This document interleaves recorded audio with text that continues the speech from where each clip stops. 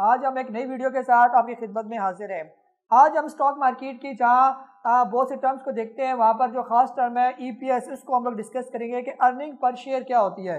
तो video share करने से पहले मैं आपको बता दूं, यानी मेरा मकसद ये है कि आप लोगों को स्टॉक मार्केट से जो है वो लिटरेट किया जाए। खासतौर पर जो बेसिक टर्म्स है, कम अज़ कम फाइनेंशियल रिपोर्ट आपको पढ़ना है, हर कंपनी को आप चेक कर सकें और उसके मुताबिक आप फैसला कर सकें, ताकि बेहतर स्टॉक जो है, कौन सा बेहतर स्टॉक है, कौन सी कंपनी बेहतर है, आप उसके अंदर अपनी इन्वेस्टमेंट करें और ज़्यादा से ज़्यादा मुनाफा कमाएं। और ख़ास तौर पर जो आजकल सोशल मीडिया पे पूछा जाता है कि हम कौन से सेक्टर में पैसे डालें, कौन सा शेयर खरीदना चाहिए, और उल्टे पुल्टे मशवरे दिए जाते हैं जिससे लोगों का लाखों का नुकसान होता है। कम अज़ कम आपको जब फाइनेंशियली लिटरेसी होगी तो आप इन सारे नुकसानात से बच सकते हैं। आप अगर स्टॉक मार्केट का काम करते हैं, स्टॉक मार्केट में आपने इन्वेस्टमेंट किया, लेकिन आपको कंपनी की ईपीएस के बारे में नहीं पता, आपको बुक वैल्यू का नहीं पता, डिविडेंड जो है ना यील्ड क्या है किसी भी स्टॉक की, पीई रेशो क्या है, डेब्ट टू इक्विटी रेशो क्या है, रिटर्न ऑन इक्विटी क्या है, रिटर्न ऑन इन्वेस्टमेंट क्या है, अगर ये आपको सारी टर्म्स नहीं आती तो यकीनन जो है आपको इस स्टॉक मार्केट में इलिटरेट समझा जाएगा, यानी फाइनेंशियल इलिटरेट। और यकीनन ऐसे ही होगा कि आपको फ़ायदा कम और नुकसान ज़्यादा होता होगा। तो क्यों ना हम ये सारी जो है ये चीज़ें सीख लें, ताकि कल को जब हम किसी कंपनी के अंदर इन्वेस्टमेंट करें और ह्यूज प्रॉफिट कमाएं। मेरा मकसद भी यही है कि आपको फाइनेंशियल लिटरेट करना, ताकि हर पाकिस्तानी जो स्टॉक मार्केट में इन्वेस्टमेंट करता है वो एक अच्छा रिटर्न ले, अच्छा मुनाफा कमाए और एक अच्छी और खुशहाल ज़िंदगी गुजारे। ये मेरे इस वीडियो का जो है वो मकसद है और आइंदा आने वाली वीडियो का भी यही मकसद होगा। तो इसलिए आज इस चीज़ को हम लोग डिस्कस करेंगे, वो ईपीएस यानी अर्निंग पर शेयर जो होती है किसी भी जो है ना स्टॉक की, उसको हम डिस्कस करेंगे कैसे ये कैलकुलेट की जाती है, और ईपीएस का उस स्टॉक की जो किसी कंपनी की जो वैल्यू है उससे क्या फ़र्क पड़ता है, कंपनी अच्छी है बेहतर है, हम ईपीएस से भी जो है वो अंदाज़ा लगा सकते हैं। तो कम अज़ कम आपको ईपीएस के बारे में कैसे फाइंड आउट करते हैं या ईपीएस होती क्या है ये आपको पता होना चाहिए। अर्निंग पर शेयर इसको कहा जाता है, और अर्निंग पर शेयर का मतलब ये है कि अगर जिस कंपनी की ईपीएस सही हो उसको कहा जाता है कि ये कंपनी प्रॉफिट में जा रही है। तो आपने भी ऐसी कंपनी चूज करनी है जिसकी ईपीएस जो है वो पॉजिटिव जा रही हो, अच्छी जा रही हो, और टाइम टू टाइम, एक साल के बाद, दूसरे साल के बाद, तीसरे साल, यानी अगर हम उसका ट्रेंड चेक करें तो उसके ईपीएस में हमें ग्रोथ नज़र आनी चाहिए। हमें कैसे पता चलेगा? पहले तो ईपीएस कैलकुलेट कैसे की जाती है ये भी मैं आपको समझा देता हूँ आसान से तरीके से। कोई मुश्किल चीज़ नहीं, अगर आपको सिर्फ मैथ थोड़ा बहुत आता है, प्लस माइनस आप कर सकते हैं, और थोड़ी बहुत आपको अंग्रेज़ी आती है, तो आप आराम से जो है ईपीएस या दूसरी जो टर्म्स हम लोग बारी बारी जो है डिफरेंट वीडियोस में डिस्कस करेंगे वो आपको आ जाएगी आराम से। कोई इसमें टेंशन परेशानी की बात नहीं है। तो चले आते हैं व्हाइट बोर्ड पर, आपको मैं बिल्कुल आराम से और इजी सी एग्जांपल से जो है वो समझाता हूँ ये। चलें, अब जो है ना हम पहुंच गए हैं बोर्ड की तरफ। अब बोर्ड में आप लोगों को जहाँ पर ये सारी कैलकुलेशन नज़र आ रही है, तो आपने इसको समझने की कोशिश करनी है कि ये सारा क्या है और कैसे इसको कैलकुलेट किया जाता है। ये मैंने एक कंपनी की, जैसे जो हर कंपनी जो होती है आपको पता है साल में 4 दफ़ा जो है ये अपनी रिपोर्ट जो है वो फाइनेंशियल रिपोर्ट जो है वो इशू करते हैं। तो आपको भी पता होना चाहिए कि उस फाइनेंशियल रिपोर्ट्स में क्या होता है और उसके मुताबिक कैसे ईपीएस को कैलकुलेट किया जाता है। तो आपने घबराना नहीं है, इसको थोड़ा सा जो है आपने फोकस करना है और समझने की कोशिश करनी है। यहाँ पर मैं आपको समझाता हूँ। फॉर एग्जांपल हमारा जो टॉपिक है ईपीएस का ये, अब यहाँ पर जो सबसे पहली चीज होती है दैट इज द रेवेन्यू, जिसको रेवेन्यू भी कहा जाता है और टर्न ओवर नेट भी कहा जाता है। ये ठीक है, टर्न ओवर नेट और रेवेन्यू का मतलब ये है कि एक कंपनी ने पूरे साल में क्या प्रॉफिट कमाया है, ये इसको हम टर्न ओवर नेट भी कहा जाता है, इसको रेवेन्यू भी कहा जाता है।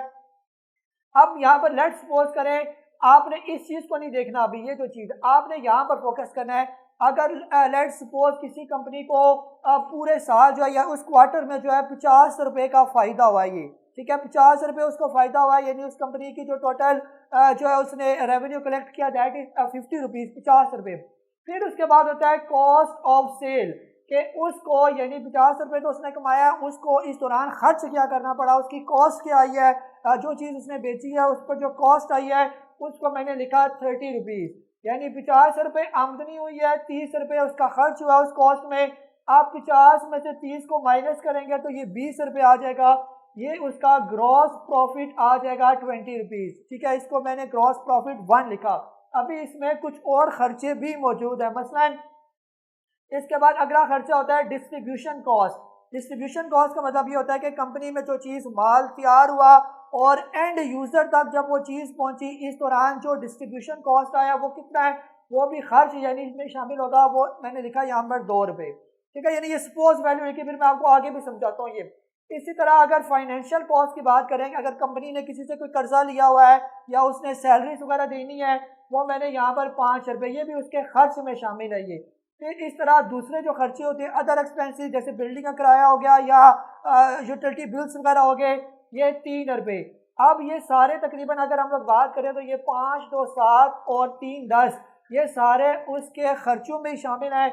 इस 10 रुपये को जब हम 20 रुपये से ये ग्रॉस प्रॉफिट में से माइनस करेंगे तो इसका दूसरा जो ग्रॉस प्रॉफिट निकल आएगा वो 10 रुपीस आ जाएगा ये, यानी ये उसकी आमदनी थी, ये खर्च, ये बकाया बचा और बाकी खर्चे हमने उसमें से निकाल कर 20 में से ये सारे खर्चे निकाले तो पीछे अब जो ग्रॉस प्रॉफिट आया वो हमारे पास आया 10 रुपये।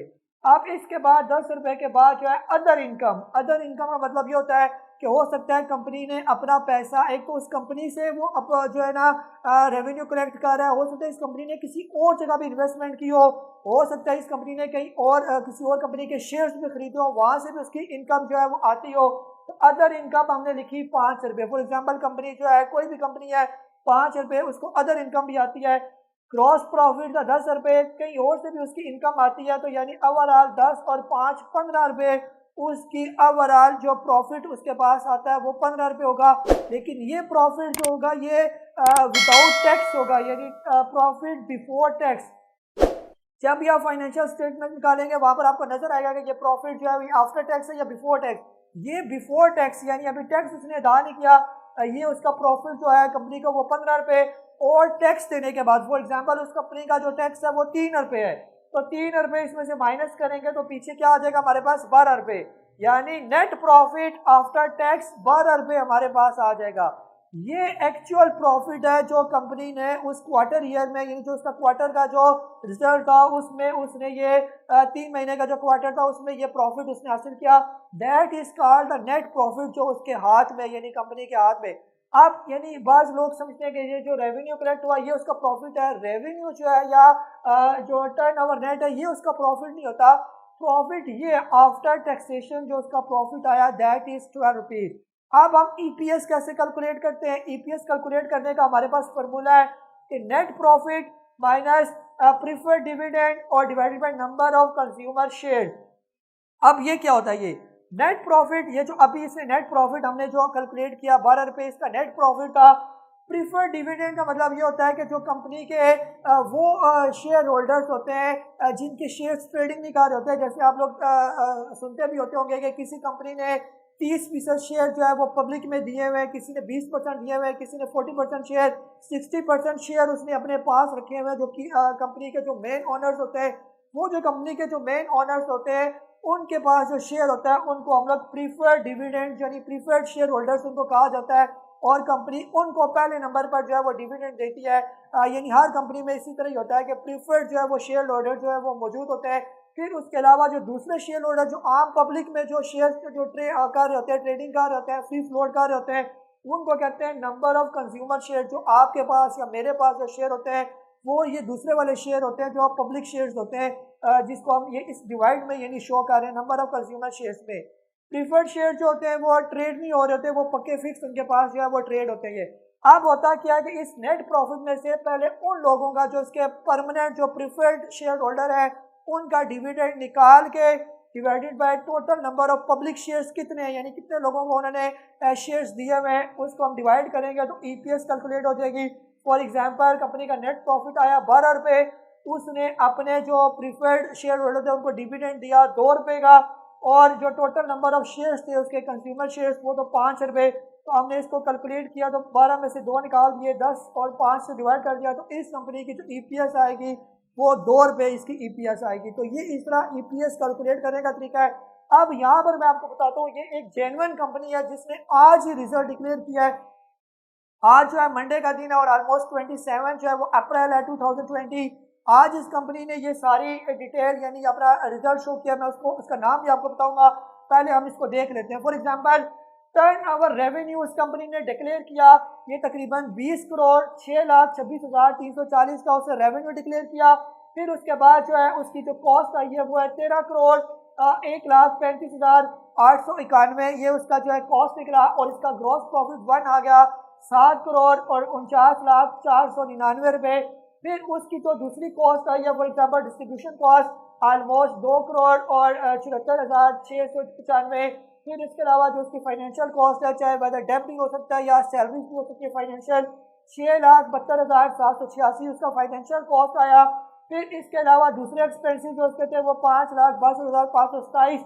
अब इन तीनों को ऐड करके यानी जो उसकी कॉस्ट थी इसके ग्रॉस प्रॉफिट में से माइनस कर दिया गया, तो इसका ग्रॉस प्रॉफिट दूसरा ग्रॉस प्रॉफिट आ गया 4 करोड़ 1,80,441। ठीक है, ये इसका ग्रॉस प्रॉफिट आ गया। अब ग्रॉस प्रॉफिट के बाद उसकी जो दूसरी जो आमदनी थी, जो दूसरे की और सोर्स से अदर इनकम जो थी वो है तकरीबन 1 करोड़ और इसी तरह जो है वो 7,19,621। इन दोनों को प्लस किया तो ये उसका प्रॉफिट आ गया 5 करोड़ और 9,62,000 रुपये। ये इसका प्रॉफिट था विदाउट टैक्सेशन, यानी टैक्स नहीं है, बिफोर टैक्स। जब इस पर टैक्स लगा गया, टैक्स लगने के बाद यानी आफ्टर टैक्स, टैक्स के बाद आ गई इसकी जो नेट प्रॉफिट आ गया वो 4 करोड़ और 2,62,000 और 62, ये इसका नेट प्रॉफिट आ गया। और नेट प्रॉफिट आने के बाद जब इसने अपने प्रीफर्ड डिविडेंड वालों को जो है ना उनको प्रीफर्ड डिविडेंड अनाउंस कर दिया, उनको दे दिया, और देने के बाद ही ईपीएस जो है वो डिक्लेयर करते हैं, तो उसने जो अपनी ईपीएस जो अपनी डिक्लेयर की दैट इज 3.35, यानी 3.35 की उसने अपनी ईपीएस डिक्लेयर की।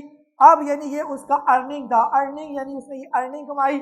अब अर्निंग के बाद जो है उसने उस अर्निंग में से अपने हर जो है ना शेयर होल्डर को उसने कुछ डिविडेंड देते, यानी हर फी शेयर उसको 3 रुपये और 3-5 पैसे यानी इतना उसको फ़ायदा हुआ फी शेयर।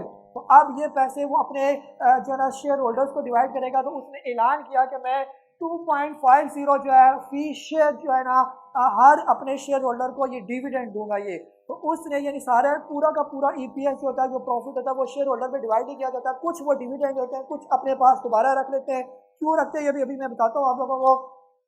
यानी 3.35 रुपीज़ का उसको अर्निंग हुई, यानी उसको पर शेयर फ़ायदा हुआ, और उसने अपने शेयर होल्डर को 2.50 डिविडेंड के हिसाब से दे दिया। तो डिविडेंड के हिसाब से देने का मतलब ये है कि अगर आपके पास उस कंपनी के 1,000 शेयर हैं, उसने आपको फी शेयर 2.50 रुपीज़ जो है वो आपको दे दिए हैं।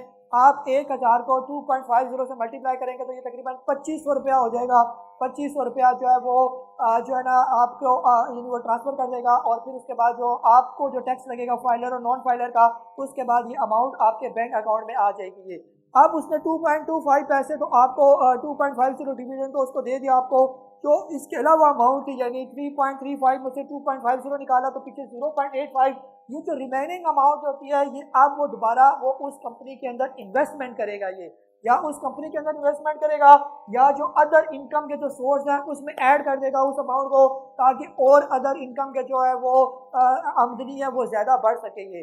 तो ये किस कंपनी का मैंने आपके सामने ये सारा फाइनेंशियल स्टेटमेंट रखी, ये आज ही फौजी फर्टिलाइजर कंपनी एफएफसी ने अपना रिजल्ट डिक्लेयर किया, उसकी ये सारी डिटेल है। आपको ये स्क्रीन पर भी मैं दिखा देता हूँ, ये सारा उसका आज का रिजल्ट था।